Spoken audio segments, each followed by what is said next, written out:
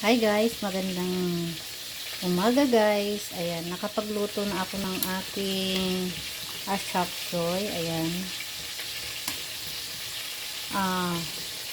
Wala akong nabiling quail egg. So, ang nilagay ko dyan yung itlog na malalaki.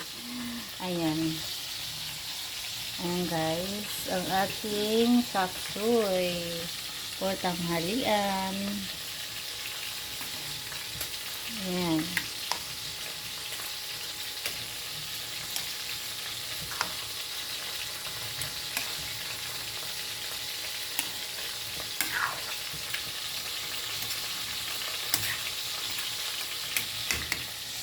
Ayan na guys.